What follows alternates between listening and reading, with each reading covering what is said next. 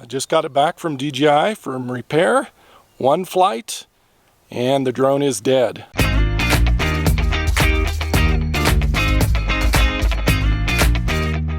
Welcome my friends, Evan Gray here. I hope you're all having a fabulous day. Thank you for joining me for this episode today.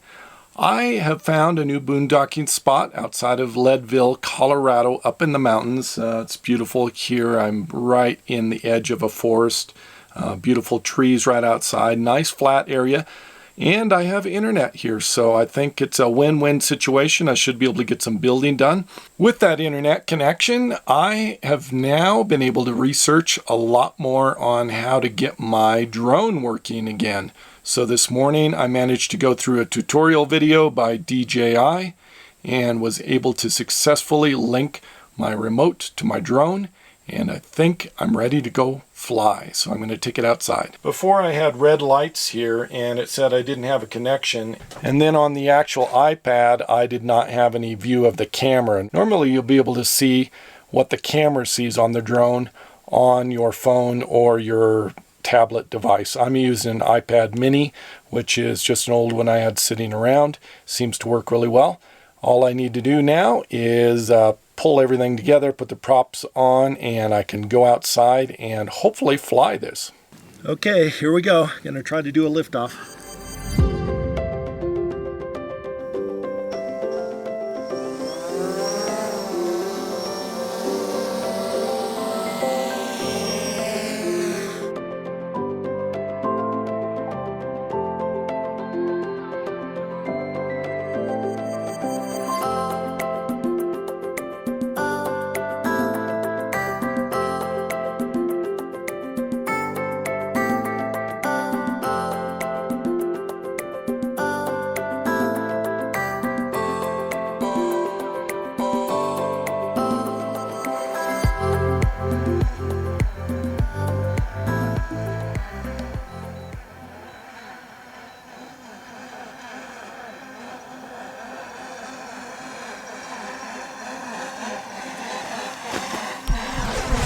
Seems to be crashing.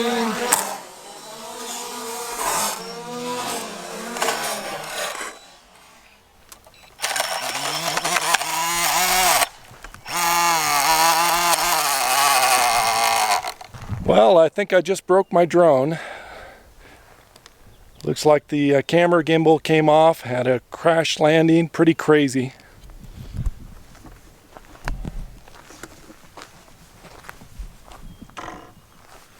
Over here is the camera gimbal, totally broken off. All of the wiring's broken here. Looks like the props are okay. This is not looking good.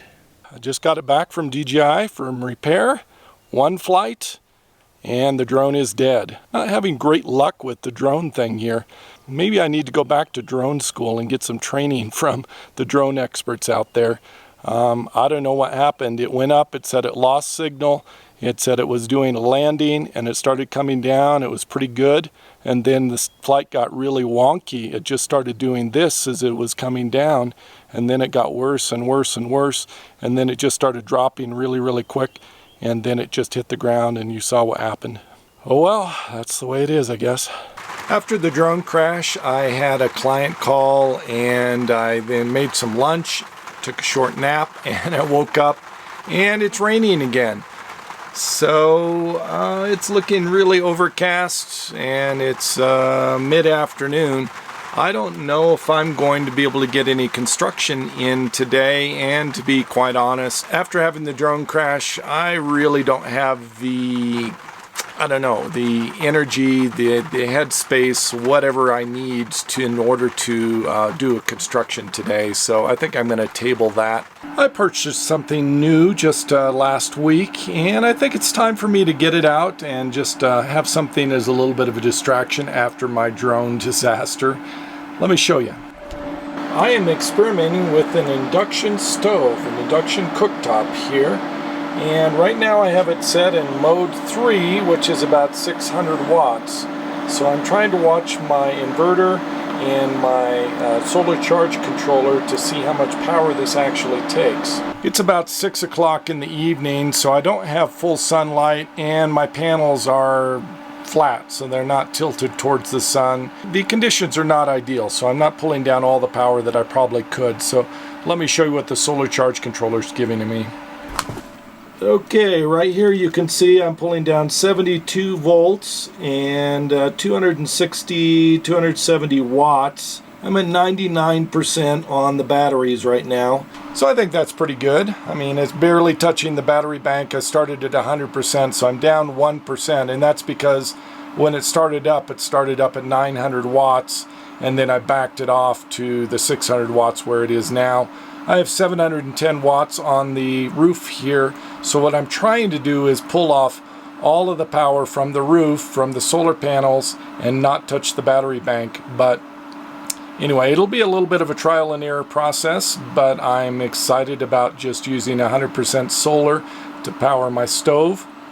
I think this is a great solution. So you want to know what I'm making? Well, I'm making some pasta, and then I just have some ragu sauce that's going to go on it, and then I'm going to chop up some sausage to throw in there, and that will be my dinner for tonight.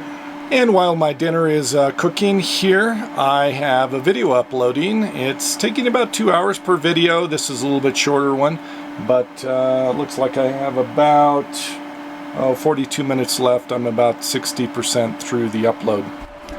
For those of you without YouTube channels, this is what it looks like when you upload a video. You get a status bar, so it's about right here right now, and then it goes up to the end, and then there's a couple of minutes for processing the video, and YouTube converts it over to the format for them to display it. So that's basically all there is involved in the upload process. After it's uploaded, then I go in and I add in the things at the very end where you can put in a link to another video. You can put in a circular subscribe button with like a picture of yourself or a logo or whatever, and then I go through and add any links to other videos throughout the video. Those are called cards for whatever reason. And it's starting to boil. Took a few minutes, but again, I'm not at full power here. I think my pasta and the meat is done. I didn't keep track of how long exactly it took to do this entire process, but my guess is 8 or 9 minutes, something like that. Probably comparable, maybe slightly slower than using propane. But then again, I was trying to take it easy on the batteries and pull as much from the solar as I could. Let's check and see how it did. Okay, here we are, and it says we have 98% on the batteries, and we're pulling down about 200 watts right now. So that's pretty good. I think overall I'm pretty pleased with that. I don't know how much I'll use the induction in the future versus using propane, but good experiment.